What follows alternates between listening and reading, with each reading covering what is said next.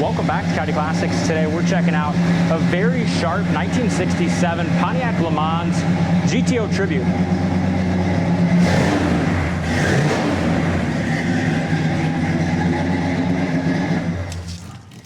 This car might have started life as a Lemans, but there's definitely nothing Lemans about it anymore.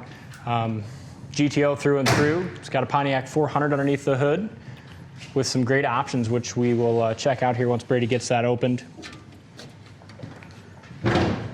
Really sharp color, great look, and real quality car mechanically. Very correct appearing engine compartment. It's got the right air cleaner on that 400 block. Power steering, power brakes, and most importantly, it's got vintage air. Really nice upgrade. If a guy were to put vintage air on something today, Brady, take a gander at what that would cost to add vintage air. Probably $2,000–3,000. $5,000 is what it's been running for parts and labor for adding vintage air. This one's already got it, so a really great upgrade. Looks like newer wiring on the firewall. It's also equipped with electronic fuel injection, so another great add there. That's nice on a cold day like today. Yeah, it is. Makes it start real nice. Even underneath the hood light works. Also the trunk light works too, which we'll see here later. But bottom side of the hood's real nice and clean. And the paint's done some years ago. Still looks really nice, and they did a great job when they painted it. The inner fenders are all painted properly. Beautiful color too. This is kind of nice too. It's been added, you know, kind of what fuel filters, you know, this one takes, where the relay is for the fuel pump marked. So it's been well gone through and cared for by the previous owner, and nicely dialed in mechanically. It's got the correct GTO grille. Front bumper is in beautiful shape. It's got a great shine. Grille looks sharp. Looks to me like they're upgraded to LED headlights as well. So really a lot of upgrades to make this just really nice driving, mechanically sound GTO. Now with the paint's very sharp, great color, but you got a little chip here on the inner side of that hood. A lot of times that happens during fitment, very common. Little chip here on the edge of the hood that's been touched up. And the hood itself sits a little bit high here on this front fender, and it looks like that could probably be adjusted if a guy were to take that to a body shop. But again, none of these cars are perfect. This is a really nice, what I'd classify as a local car show quality car. Does have some small imperfections that we'll point out, but they're not to the naked eye, or you go to a local car show, guy's not going to see them unless they're, you know, really picking it apart. Exactly. Yeah, just a real good local car show quality, driver quality car. Beautiful color. Door fits great. It's got the GTO rocker molding. All that stuff is really expensive too. So when they did this restoration, you know, they did it right. It's got the GTO door panels, even the GTO insignia on the dash. A lot of times you'll see someone restore a Lemans and, you know, put the GTO hood and maybe the emblems, but they don't go as far as they did when they did this one and just make it. There's nothing Lemans really about it anymore. Corner of the door is excellent there. Door jamb paint was done nice. Matches well to the exterior. Interior is very nice. Seats look great. Cord around the seats is all newer. Still got a great shine. Back seat is nice. Headliner's excellent.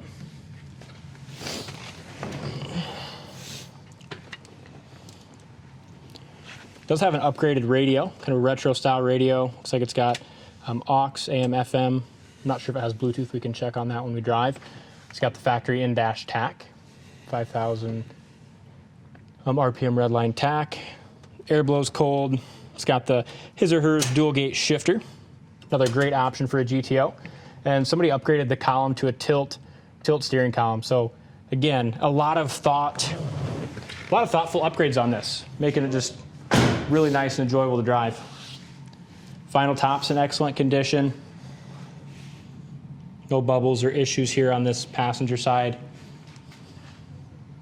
Back package tray looks good.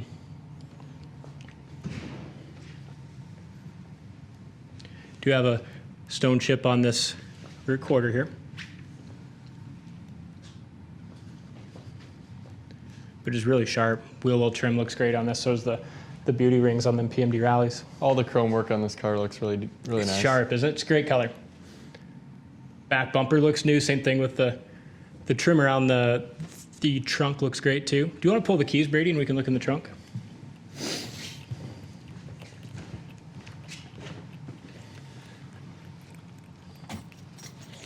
And anytime you have any old car and you restore it and then you drive it some, you're always going to have little chips and things of that nature. Just kind of comes with the territory.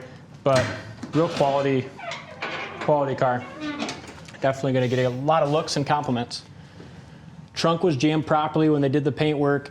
Even the trunk light works. I love that when you have an old car and the hood and trunk light works tells you a lot about the car and the care it's had. So jack and spare all in the trunk.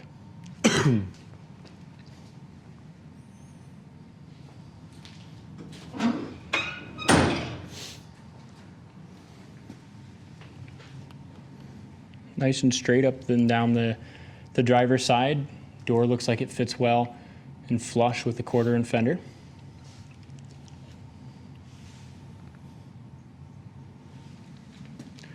Another chip that's been touched up. Back package tray area looks good here. Same thing with the vinyl top.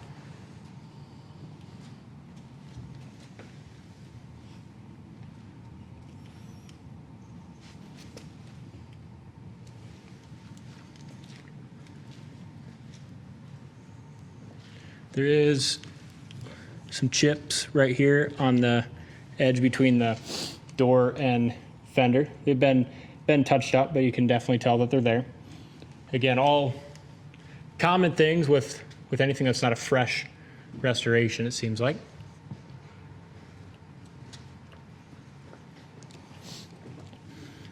Pinstripe looks good. You can tell, like just from grabbing the door handle, you can tell a little chip on that pinstripe.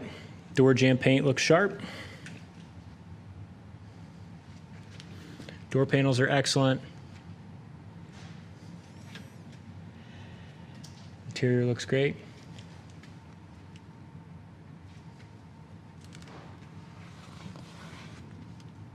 Carpet's nice and looks newer as well. Beautifully restored interior. Let's take this one for a spin, see how it goes down the road. All right, we're gonna take her on down the road.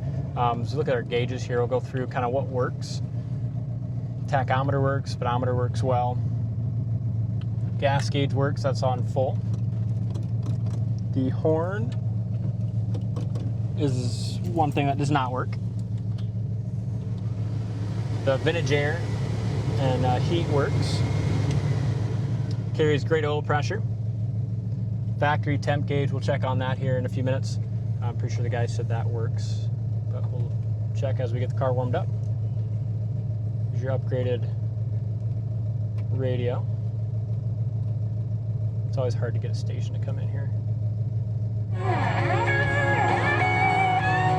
Sounds good. Another thing I like that previous owner added is you have USB ports and a port to put another phone charger in, or a GPS or digital speedometer, whatever you want to do. Real nice. So again, they built the car with driving in mind.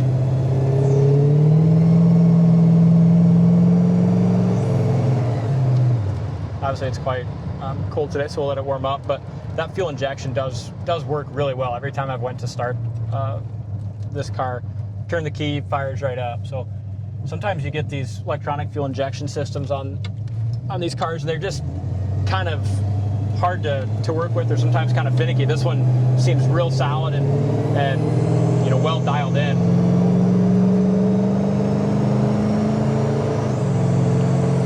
Front end feels really nice and tight. Speedometer works well. Seems like the speedometer could possibly be a little fast, says we're doing 65, which feels probably about right, but often these will read a little fast, so I guess it's pretty close though.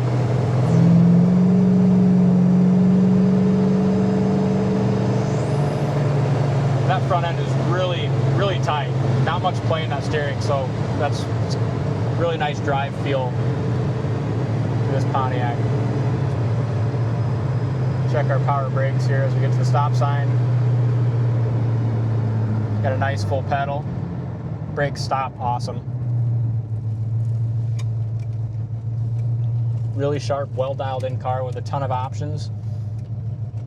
Really good look, great sound and dual exhaust. Not much more a guy could want, or not much more I would want anyway. Yeah. Except for it to not have any snow on the ground. I could want that. But temp gauge does work. That's come up. See if we can go through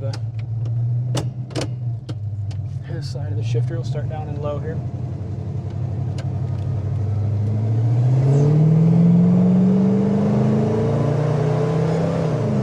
Nice shift. And that transmission was rebuilt, previous owner said. Went one too far. Went from third right back up to the neutral, but there's third. Runs great, really good car. Check it out on the site, coyoteclassics.com. Thanks for watching, and we'll see you on the next test drive.